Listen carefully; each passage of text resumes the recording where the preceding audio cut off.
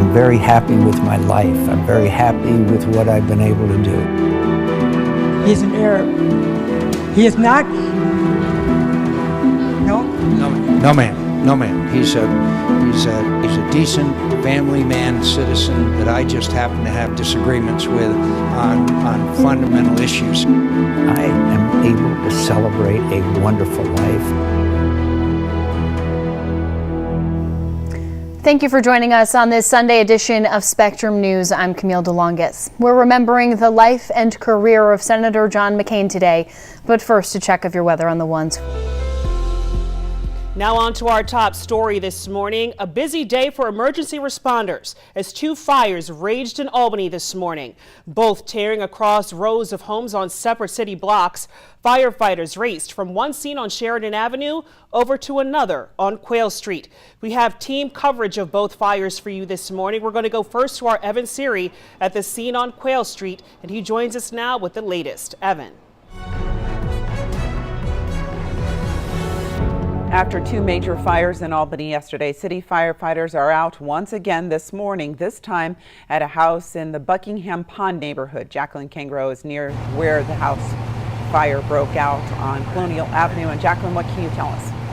With swing votes at stake for the highest court, sexual assault allegations against nominee Brett Kavanaugh have brought the process to a standstill. But will the alleged victim, Dr. Christine Blasey Ford, testify? We'll have the latest with tweets from a top Republican. Breaking news at this hour, Watervliet Junior and Senior High School, as well as Watervliet Elementary School, all in lockout as a result of a heavy police presence in the area. Colony and state police are surrounding the Fenimore Trace Apartments on Troy-Schenectady Road. As a result, the westbound lane on State Route 2 between Eastview Drive and Grotto Court is currently closed. We have a crew headed to the scene, and we'll bring you the very latest details as they are confirmed. It was a manhunt that captured the attention of the country, and it started upstate in Dannemora. Tonight, the infamous 2015 escape at Clinton Correctional Facility is back in the spotlight with the premiere of a new series, Escape at Dannemora. If you needed any more reminders that the holidays are right around the corner, you will find it at Crossgates Mall. See more from the big tree lighting this weekend. And speaking of big trees, it doesn't get much bigger than the Rockefeller Center tree. Find out where this year's came from and where it will be going after the holidays to keep spreading cheer next on Spectrum News. Are you looking to master the ways of the Force? Now, budding Padawans can learn how to balance darkness and light in a galaxy not so far away. You can take a light-speed trip in the Millennium Falcon to Western New York, where the American Force Academy is looking to train the next generation of Jedis. The martial arts school is teaching the combat sport, but it's about more than that, according to the teachers, or should we say, the Jedi Masters. At the end of the day, I want everyone to have a smile on their face. I want them to come in and be, around a group of people with like-mindedness. Children don't like wearing them and parents don't like paying for them. Yeah, we're talking about braces. Find out how a local orthodontist is looking to ease that burden with an incredible act ahead. And children with braces may not be able to enjoy some sweet treats, but some four-legged friends were out this weekend getting a taste of Halloween. We'll explain coming up right here on Spectrum News. Stay tuned. That's our questions too. We want to know why he killed Johnny, why Johnny deserved to die. This morning on Spectrum News, as loved ones say goodbye to Johnny Dunia, questions remain about the events leading up to his fatal shooting, how you can pay your respects as his alleged killer appears in court.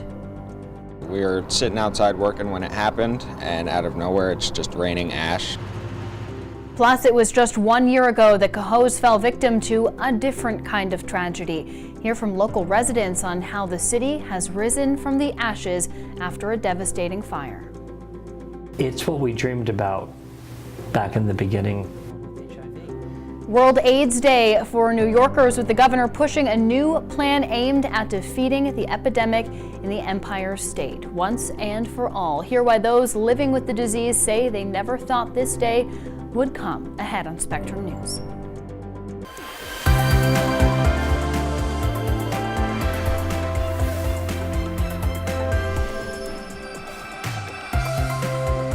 A cold and rainy start to your day, but are we in for warmer weather ahead? We'll have that answer soon. Good morning, I'm Camille DeLongis. Your top stories are coming up, but first, a quick check of your weather on the One's forecast.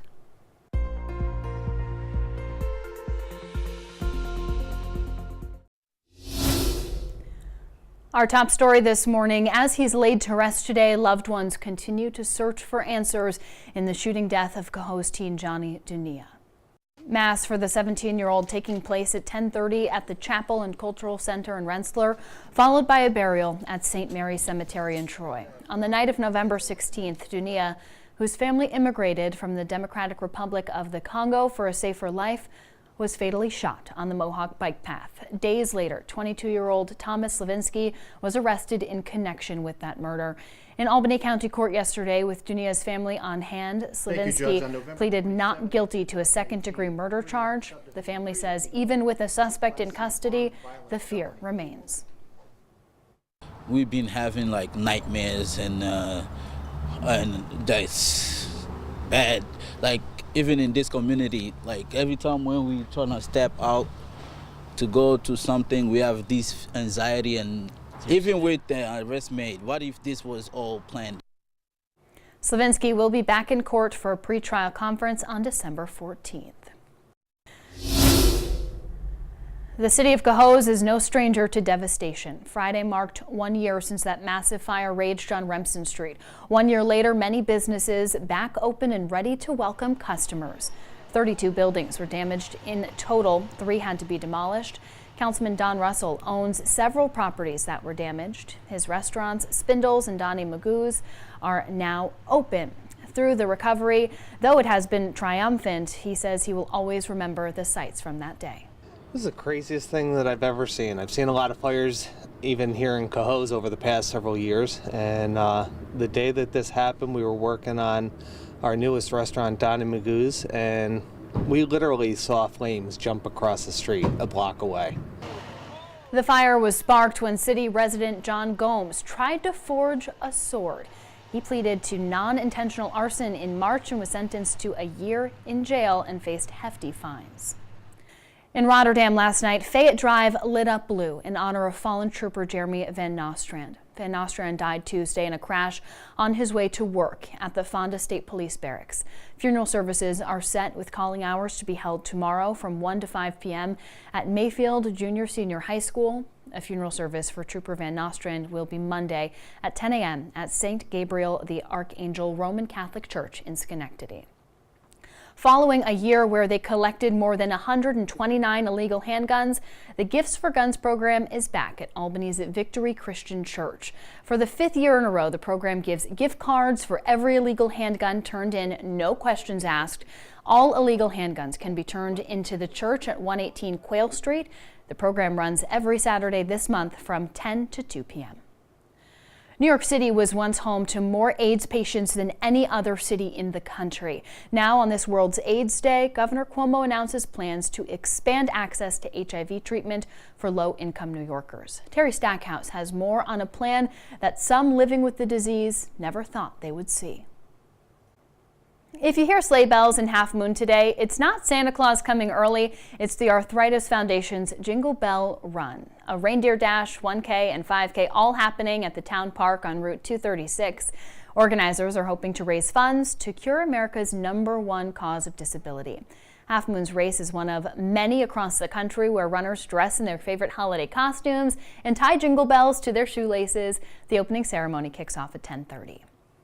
Well, it's supposed to be the season of giving, right? But Salvation Army volunteers say donations have been down this year. Mercedes Williams spoke to organizers in their time of need about why the kettle hasn't been ringing quite as much this holiday season. Well, we started out for a little girl by the name of Christy Pollock 20 years ago that was severely ill. We continued it, named this fundraiser in her honor. And it's lived on for 20 years so far. A holiday tradition 20 years strong. The Christy Pollock Christmas event for the Hope of Severely Ill Children is an annual light show honoring the lives of local children who have lost their lives to cancer. Dave Falso, owner of Dave's Landscaping LLC in Rotterdam, started this fundraiser for Christy, and it continues to grow year after year. There's no fee to see the lights, which can be found on Lion Street in Amsterdam, but a donation from attendees is encouraged. Well, winter is almost here and Albany is all lit up for the holidays. People gathered along State and Eagle Street last night as Mayor Kathy Sheehan and members of the Albany Tulip Court flipped the switch to kick off the holiday season. Members of the Albany High School Albanettes and Troubadours Choir delivering some holiday carols for the crowd. One merry resident echoing the thoughts of many there that the tree is only as beautiful as the community coming together around it.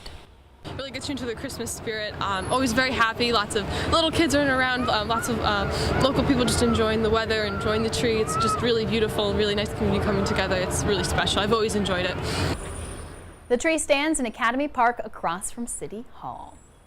Well, time to lace up those ice skates as the rink at the Empire State Plaza in Albany is back open for the season. Live music welcoming those hitting the ice for opening night last night. Hannaford Supermarkets pitching in, allowing skaters to enjoy a weekend of free rental skates. The rink is open from noon to 8 every day, weather permitting, with an hour break at 3:30 in the afternoon for daily maintenance. And if you're heading out to the ice rink today, you'll want to bundle up. A code blue alert is in effect for Albany today. It's been a cold week, and that will continue with temperatures dropping early this morning. Those who need shelter can head to the Capital City Rescue Mission at 259 South Pearl Street in Albany to warm up. Speaking of weather, can we expect it to warm up as we head into the new week? Let's find out with your very latest weather on the One's forecast.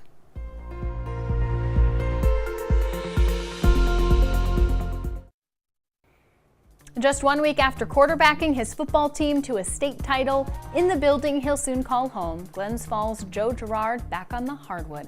But the football player still has one last order of business before fully focusing on hoops. It's a victory parade. Find out when and how you can cheer on the state champs next, coming up on Spectrum News. Stay tuned.